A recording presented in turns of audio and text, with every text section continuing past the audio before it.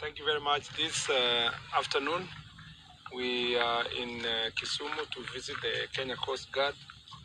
The purpose for this visit is to look at the preparedness of the Coast Guard, look at their strength, and discuss with them ways of ensuring that we can be able to facilitate them to perform their responsibilities. As you know, Kenya Coast Guard was established in the year 2018. The objective was to ensure that we protect our maritime resources and to be able to protect also the citizens and to provide greater security for our country. You know that we have very important strategic lakes, two lakes, which are international in nature. That is Lake Victoria and Lake Turkana. And we, of course, have our ocean. And the point we are making today is that His Excellency the President has announced that this year is a very critical year in terms of the fight against drugs and alcohol abuse, particularly the sale of illicit alcohol. And one of the routes that is used to smuggle these contrabands is the Lake Victoria and Lake Turkana, because it's a border lakes.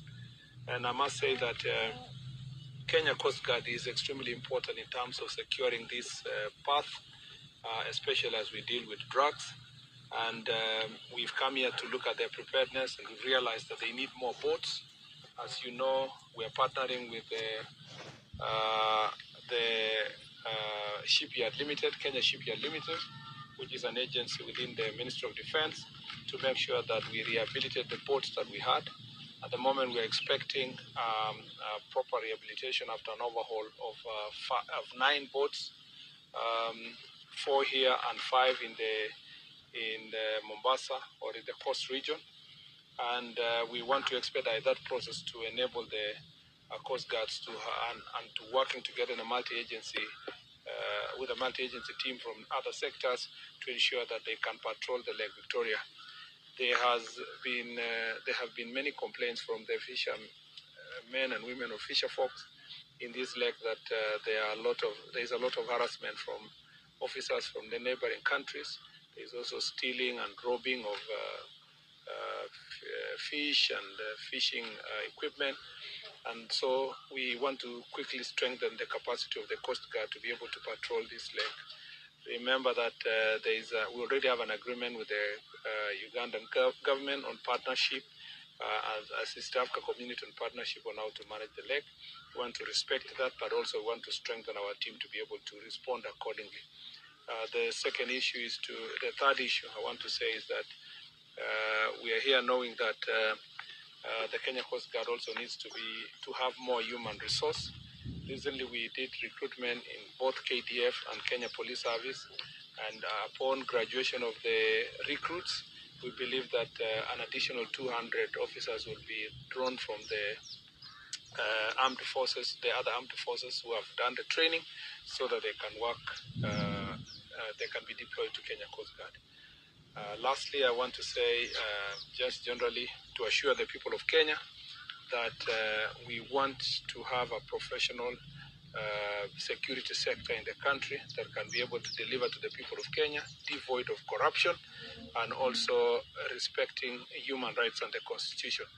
There have been various concerns about police brutality in the recent past, from Nandi to Nyeri to other parts of the country. And I must say that the National Police Service is addressing that matter. We have had engagement with the Inspector General of Police and the DIGs to make sure that the respective commanders are properly briefed to watch over some of these officers who are violating the law and shooting citizens or their own colleagues. There is also an element from the brief of mental health issues. As we agreed after the Jukwaa la Usalama, it's important that the commanders in different parts of the country understand that you cannot deploy an officer who already you suspect they have certain mental health challenges. And that is to be observed. And it's important also to make sure that we protect some of the officers who may may be attacked by their colleagues by virtue of their status. Either they are addicted to alcohol or they have other mental health challenges. They need to get medical attention, and the respective commanders must take the necessary steps.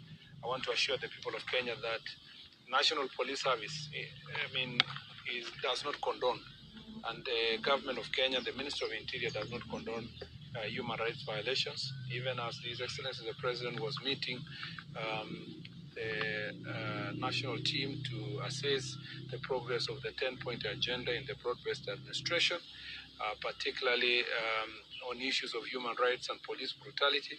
I want to give the assurance to the people of Kenya that we will adhere to the Constitution, to also that 10-point agenda, and it's in our interest to make sure that those who are going to violate the law are punished, and those who need medical attention are also removed from police stations and service to be taken to the rehabilitation centers and other medical facilities to be attended to, so that we do not have situations that we have seen in the recent past where children and people are being brutalized by errant police officers. Asante sana. This is a matter that is we are handling from a whole government approach perspective. Our responsibility from an administration perspective is to support the Ministry of Education by ensuring that we reach out to all the children who are due to transit to grade 10 and yet they are still at home. Some of the reasons given include school fees and many other challenges, and there is and then some students may not have gotten placement in some of the schools. So we are working together with Ministry of Education. So far, the transition is 70%. We are actually approaching 70%. We are working together to make sure that all over the country, the chiefs, the assistant chiefs, and the national administration officers assist in ensuring that these children are taken to school. The chiefs and assistant chiefs also will guide those who do not have school fees to the necessary offices for purpose of to be attended to, especially by Constituent Development Fund, where if a child has gone to a day school, it is easy to achieve their school fees is barely 10,000 for a whole year. There should be no reason why, with the many bursaries and the resources we have in the community, there is no reason, even if a child did not get the school of their choice, perhaps a more expensive school, they should be able to still transit to grade 10 in the neighboring school in their community. And that is the work of our chiefs and assistant chiefs to help mobilize the community to ensure that these children go to school. So that process is ongoing, and as a ministry, we are seized of that matter in terms of mobilization and working with the Ministry of Education to ensure that necessary resources are deployed to enable those children to transit to grade 10. Thank you very much.